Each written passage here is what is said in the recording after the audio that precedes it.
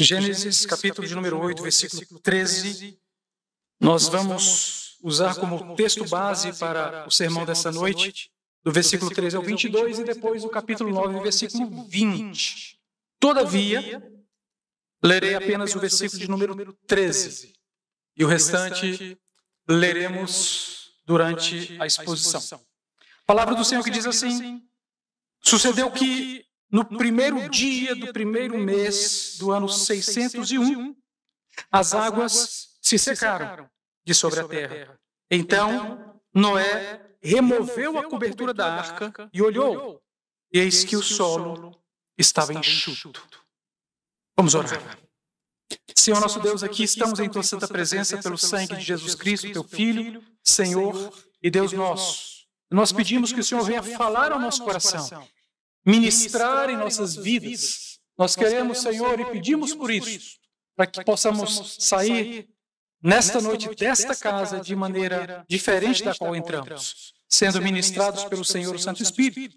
Que tu possas falar ao nosso coração, ministrar a nossa vida, dando-nos o conhecimento das sagradas Escrituras. Eis a nossa oração, no nome e por amor de Jesus Cristo. Amém e amém. O título do sermão dessa noite é Aos Novos Começos. Aos Novos Começos.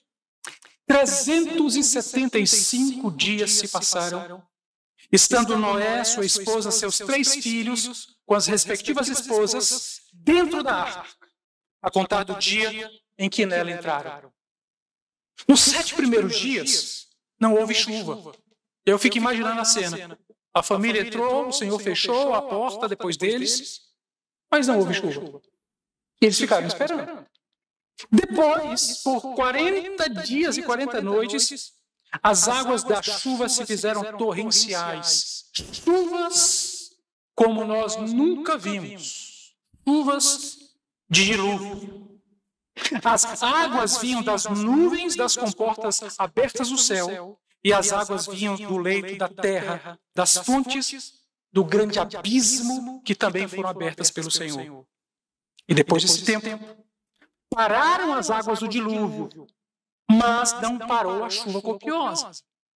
Uma chuva grande continuou caindo, até que se completaram 150 dias de chuva.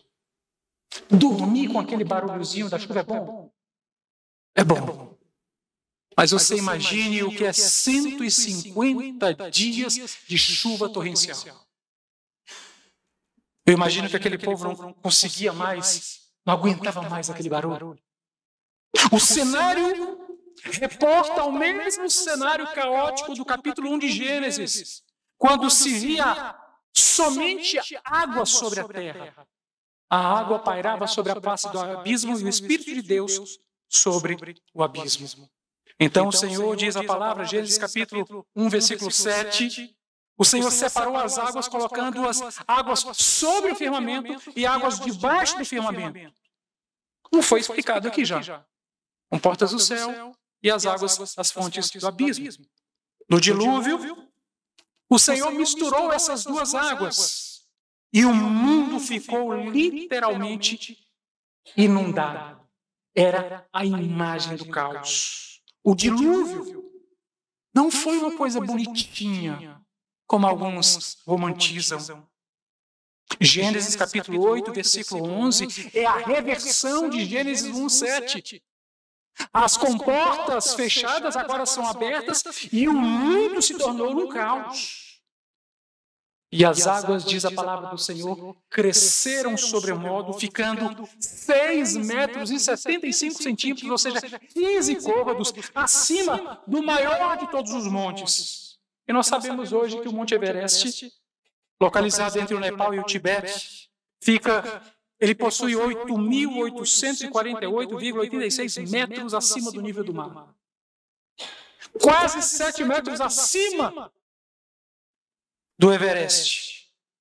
Cobriam as águas por toda a terra. Era o caos. O dilúvio trouxe morte para toda aquela gente, exceto para as pessoas que estavam dentro da arca. Esse era o trágico cenário. Sobre as águas da morte jaziam os corpos dos seres humanos e jaziam também os corpos dos animais, porque o pecado havia se espalhado sobre a terra. Os filhos de Deus, da descendência de Sete, haviam se contaminado com os filhos dos homens, da descendência de Caim. Setistas e cainitas se tornaram a mesma coisa. Ouçam, não pode haver comunhão alguma entre a luz e as trevas. Se há comunhão, é porque uma coisa deixou de ser o que era para se tornar em outra coisa.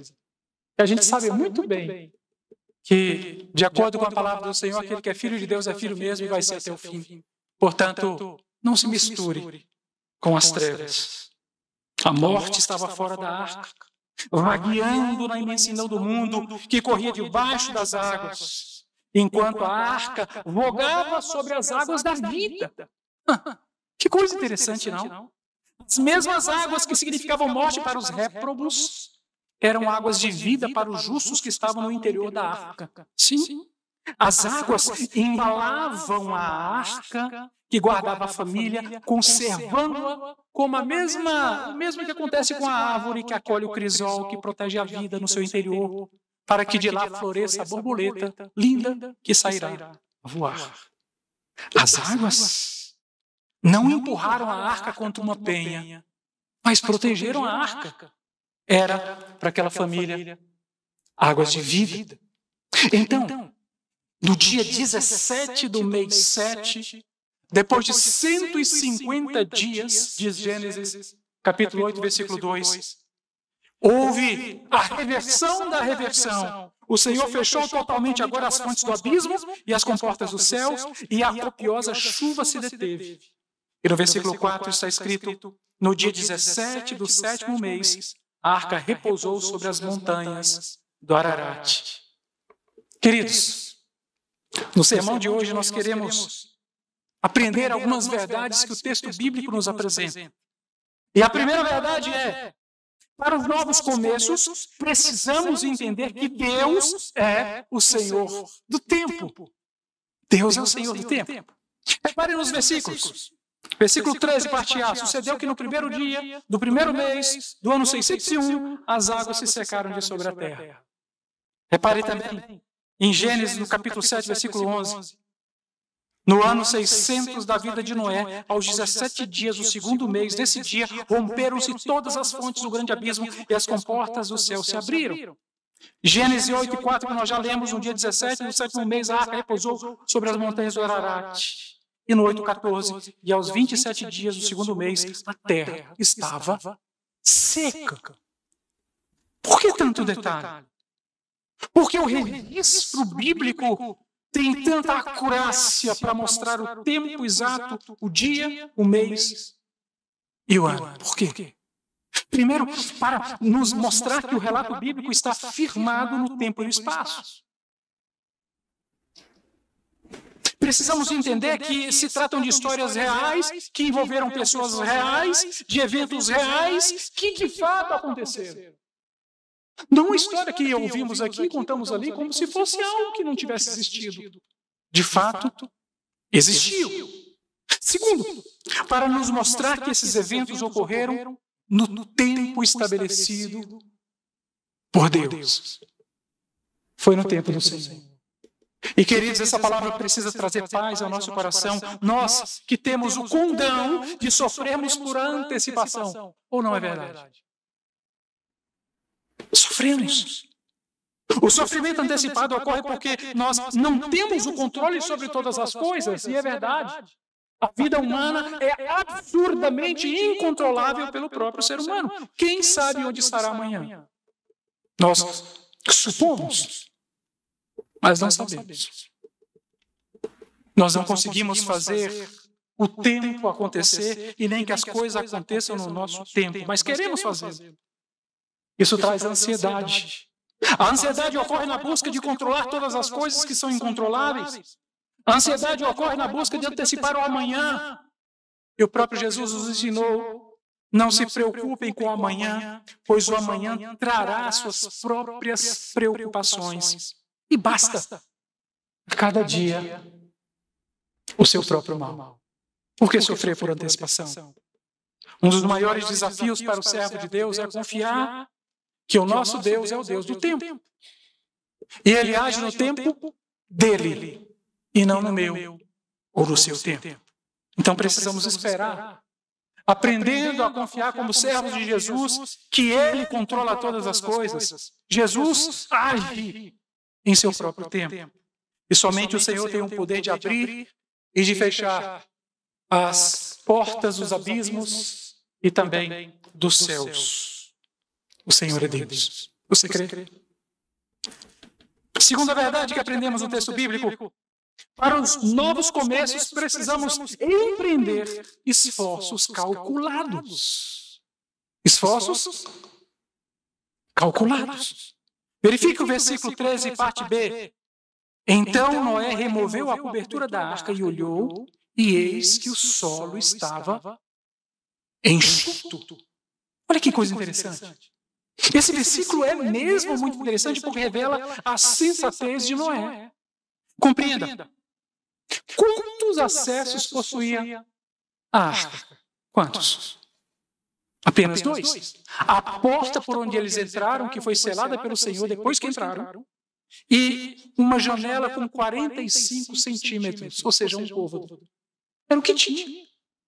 Noé e sua família não tinham um grande vitral para que pudesse observar o que acontecia fora da arca, não. Eles estavam guardados pelo Senhor e confiavam nas mãos poderosas do Senhor para conduzi-los onde quer que fosse que o Senhor os haveria de conduzir. Era assim.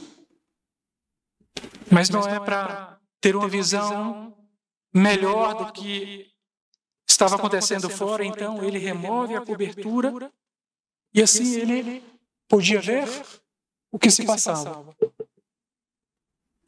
Para novos tempos, queridos, esforços calculados. Para que se arriscar?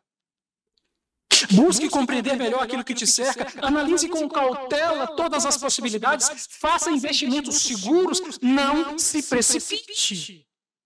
Não se arrisque desnecessariamente. A guisa de exemplo, alguns anos atrás, uma igreja onde servíamos, nós conhecemos um rapaz novo, 17, 18 anos, que resolveu com colegas essas pontes que tem na beira de estrada, pular um córrego aqui abaixo, passava e ele não conhecia, pulou, bateu com a costa, com a coluna numa pedra e ficou paraplégico. Por quê? Calcule. O Senhor nos deu capacidade para calcular, então calculemos os prejuízos que poderemos vir a ter. Acontece, queridos, que nós temos a tendência de sermos imediatistas, ou não? Queremos tudo para ontem.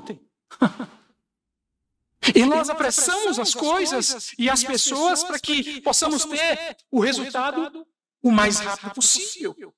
Queremos as respostas com a maior brevidade possível. E até nos orgulhamos de sermos pessoas de ação, porque o que eu tenho para fazer eu faço e faço logo.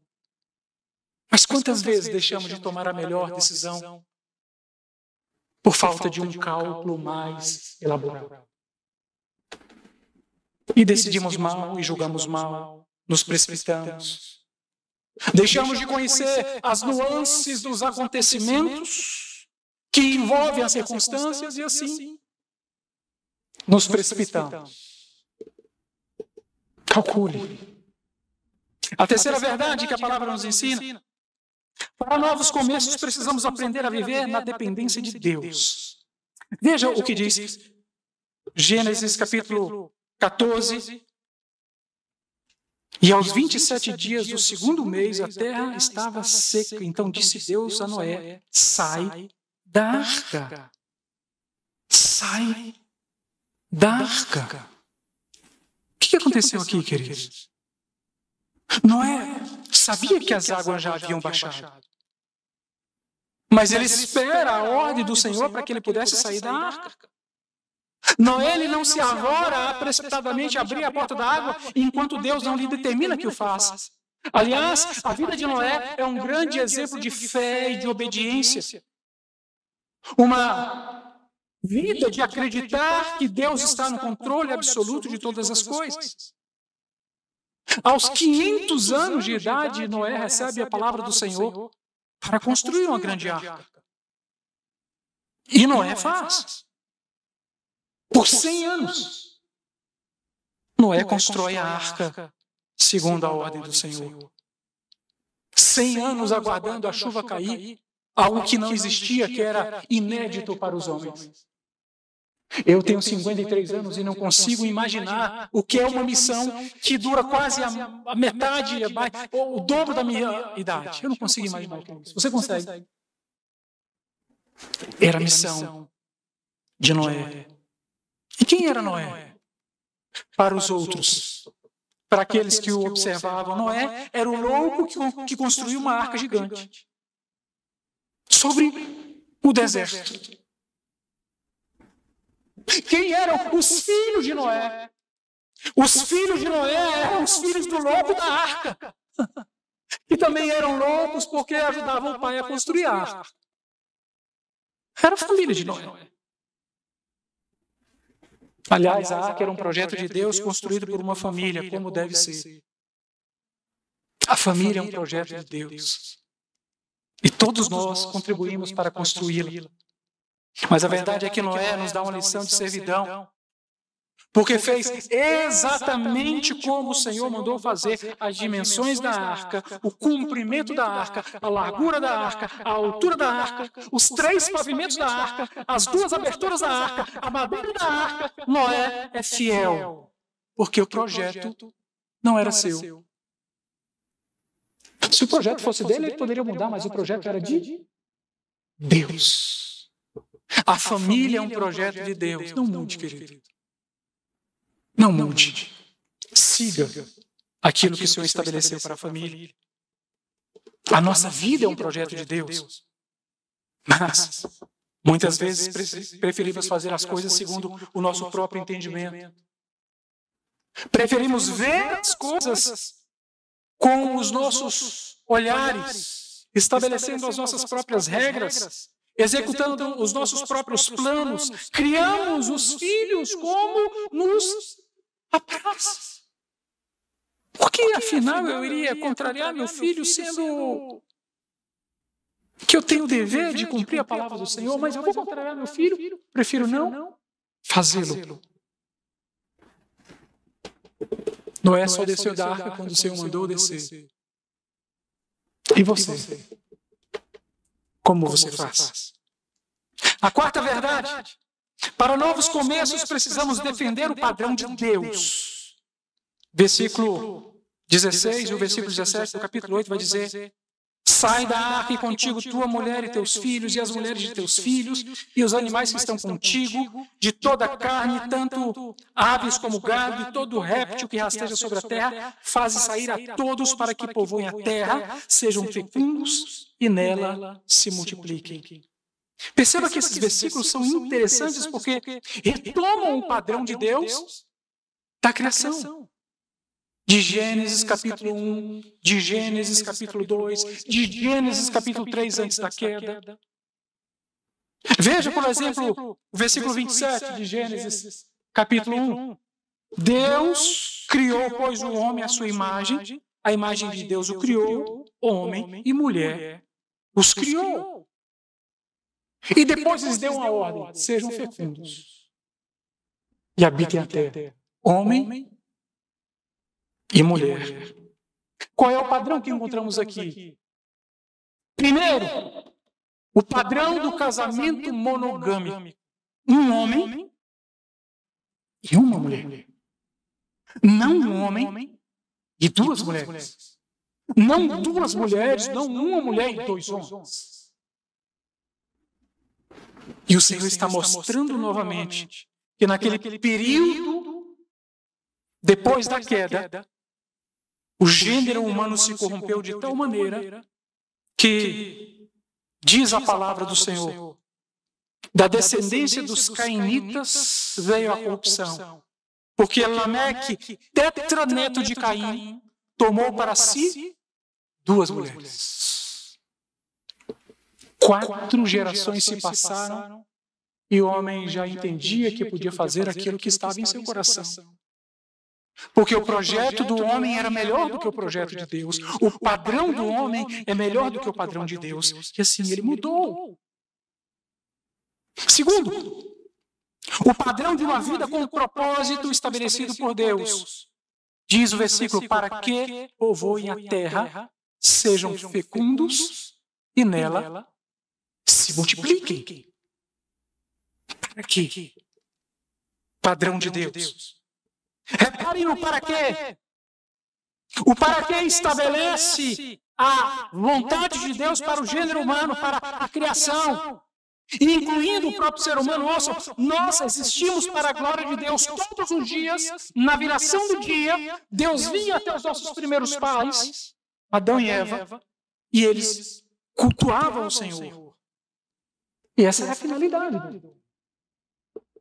Os padrões de Deus são retomados a partir da saída da arca. O Senhor está falando: não se esqueçam que eu sou um Deus que estabelece padrões. E que os padrões devem ser cumpridos. Mas e o que o homem faz? O homem vira as costas para Deus. E muitos têm vivido como se Deus não existisse. Muitos. Quando Paulo escreveu a carta aos Romanos, ele reportou exatamente isso.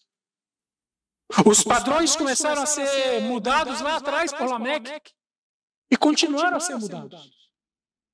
Chegando ao nível de Romanos capítulo 1, versículos 26 e 27, diz a palavra que o homem se tornou tão mau, por causa disso os entregou Deus às próprias paixões infames, porque até as mulheres mudaram o modo natural de suas relações íntimas por outro, contrário à natureza. Semelhantemente, os homens também, deixando o contato natural da mulher, se inflamaram mutuamente em sua sensualidade, cometendo torpeza, homens com homens, recebendo em si mesmos a merecida punição do seu erro.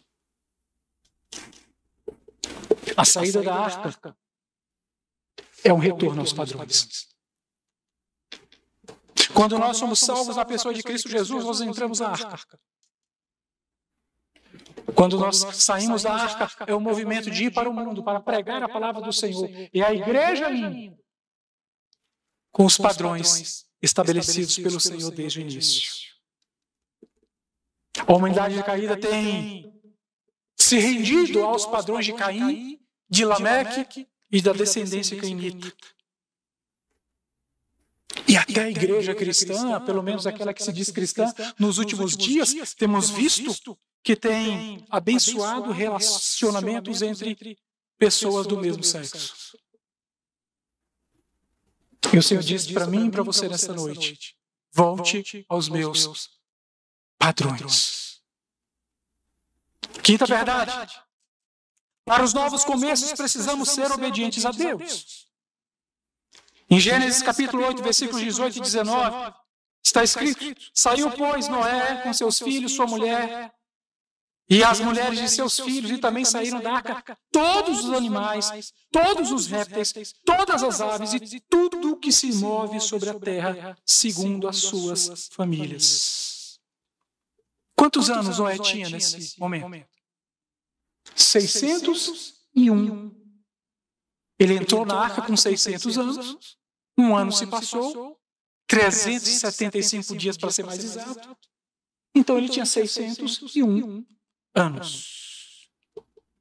Você consegue imaginar o que estava no coração e na mente de Noé naquele momento? Tudo o que Noé havia construído em sua vida ficou no passado. Tudo. Sem o romance que costumamos aplicar na Bíblia, o que havia na frente de Noé era um mundo caótico, destruído pelas águas do dilúvio. Sua casa não existia mais. Seus pertences não existiam mais. Não havia uma mercearia na esquina para que ele pudesse comprar provisões. Nada havia. Era um mundo de Noé. Ninguém havia nesse mundo, a não ser Noé e sua família. Mas eu acho interessante é que Noé não gasta tempo com murmurações. Ele não reclama. Ele não ofende ao Criador por sua decisão. Simplesmente obedeceu, saiu da arca com sua família e foi recomeçar. Novos começos. Se fosse eu ou você no lugar dele, como estaria o nosso coração? Talvez alguém pudesse dizer nesse momento para mim, mas pastor, Noé era cheio de vida, tinha 601 anos, viveria mais 349. Tinha muita saúde ainda? Sim, tinha. Mas, queridos, 600 anos de vida é uma história muito longa. Para começar tudo de novo, a partir do nada. Mas ele recomeçou. A sexta verdade dessa noite. Para novos começos, precisamos priorizar o reino de Deus. Versículos 20 e 21 do capítulo 8. Diz a palavra do Senhor: levantou Noé um altar ao Senhor e, tomando de animais limpos e de aves limpas, ofereceu holocausto sobre o altar. E o Senhor aspirou o suave cheiro e disse consigo mesmo: não tornarei a amaldiçoar a terra por causa do homem, porque é mau o desígnio íntimo do homem desde a sua mocidade, nem tornarei a ferir todo vivente como fiz. O que está acontecendo aqui? 375 dias dentro da arca. Eu acredito que Noé e seus filhos, sua esposa, suas noras, não aguentavam mais ver a arca por dentro. Desceram segundo o mandado do Senhor. Tinha muita coisa para fazer. Mas a primeira coisa que Noé fez foi edificar um altar. Primeiro. Talvez, se fôssemos nós no lugar de Noé, colocaríamos outras prioridades à frente do culto. Talvez, se fôssemos nós, não, vamos começar primeiro pela casa, vamos lançar os alicerces. Buscar um lugar onde a construiremos. Talvez, se fôssemos nós, colocaríamos outras coisas. Mas não é. Jesus disse: buscai, pois, em primeiro lugar o reino dos céus e a sua justiça, e todas estas coisas vos serão acrescentadas. Mateus 6 e 33. Essa foi a verdade na vida de Noé. Mas essa é a verdade da nossa vida? Ou não? Ou será que nós colocamos todas as coisas na frente do culto, na frente das coisas espirituais, na frente do reino de Deus? Deixamos Deus para o segundo, para o terceiro, para o quarto momento. Queridos, Noé tinha toda a razão do mundo para sair daquela arca entristecido, cabisbaixo, mareado com tantas náuseas da vida dos últimos 101 anos vivendo em função da arca. 101 anos vivendo em função de construir e de habitar na arca. Talvez ele pudesse dizer: já é tempo demais dedicar às coisas do Senhor, agora eu vou me dedicar às minhas próprias coisas. Não é. Talvez eu ou você. Noé não. Porque Noé tinha paixão pelas coisas do Senhor. Noé sabia que o mais importante na sua vida era cultuar ao Senhor, por isso ele erige o altar e sacrifica ao Senhor. E o que é mais importante para a minha vida e para a sua? E todas as vezes que nós colocamos tudo na vida na frente das coisas do Senhor. E quando aquele pensamento cartesiano nos vem à mente, coloca assim: Deus, depois a família, depois a igreja, depois o trabalho. Não é assim? Que nós temos aprendido há tanto tempo como se isso fosse o certo. Mas não é assim o pensamento do Senhor. Essas coisas estão imiscuídas, entrelaçadas e envolvidas. Deus e família e igreja estão tudo enraigados na mesma questão. O reino de Deus. Mas o pensamento ocidental quer nos fazer pensar diferente. E nós separamos a nossa vida em papéis sociais. Agora é o papel social, é o pastor que está aqui. Há pouco tempo era o pai, era o marido que estava em casa. Não nos olhos do Senhor. Nós somos um só na presença do Senhor. É a nossa vida. E é interessante, queridos, que Noé havia aprendido a cultuar com seus antepassados. E que Noé fez exatamente como aprendeu com os primeiros pais, Adão e Eva. Noé ofereceu um holocausto ao Senhor. Holocausto é diferente de sacrifício. No sacrifício se tira as partes que são dos sacerdotes. Do holocausto tudo é queimado para o Senhor. Noé não participa, não come nada do sacrifício, não. O sacrifício é todo queimado. E sobe com um cheiro agradável ao Senhor. O Senhor aspirou e sentiu prazer no sacrifício, no culto de Noé. E no nosso culto? Será que o Senhor sente prazer? Ou será que você não está aqui pensando na panela que deixou no fogo? Será que deixou? Ou na conta que vai vencer na semana?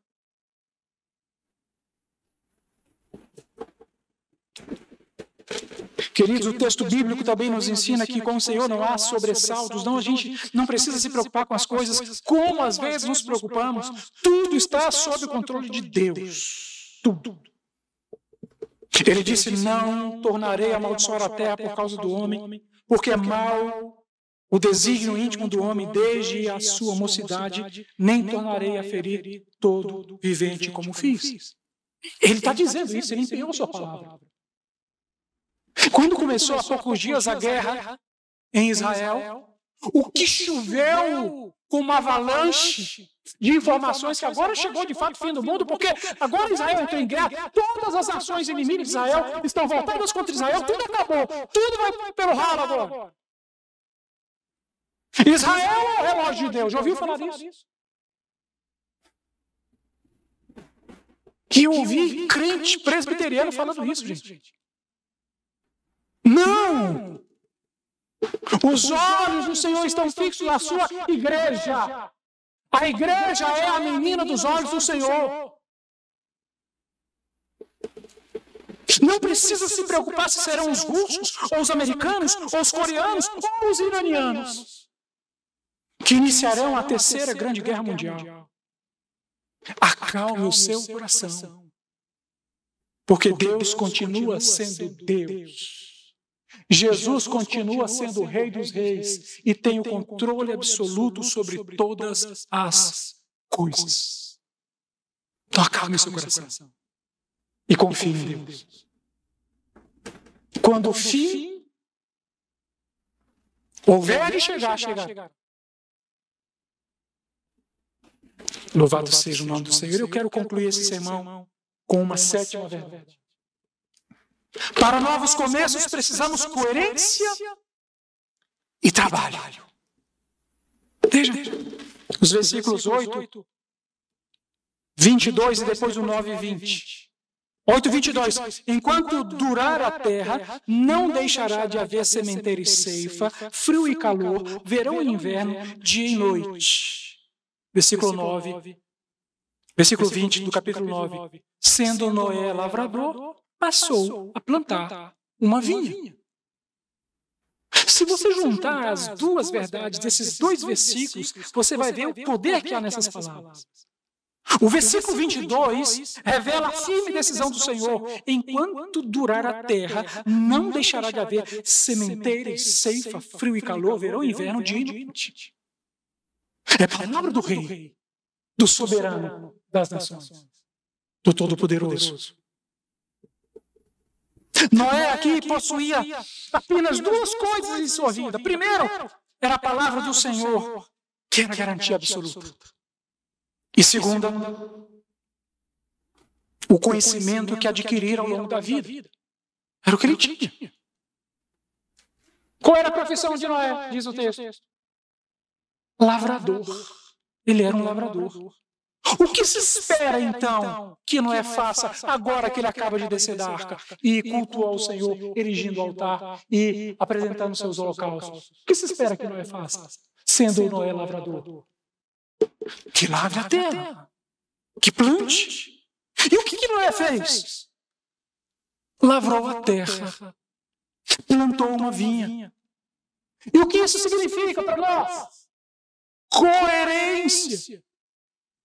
Noé podia dizer 600 anos de lavrador, não quero mais. Vou começar algo novo. Poderia, até poderia. Mas precisava de coerência. A vida exige coerência e trabalho. Coerência primeiro porque a terra estava assolada, exigia esforço. Para que Noé tivesse novamente uma casa, era necessário que construísse a casa. Não adiantava Noé ficar chorando pitangas, era necessário que trabalhasse, e assim ele começa a trabalhar. Coerência em segundo, porque não se pode tornar algo novo, sendo que não é aquilo. Eu preciso aprender. E Noé se dá ao aprendizado. Mas enquanto isso, Noé é um lavrador e Noé lavra a terra. Depois, Noé teria 349 anos, tempo bastante ou não, para desenvolver outra profissão. Mas, por hora, Noé era lavrador. Por isso ele lavra a terra. Simples assim.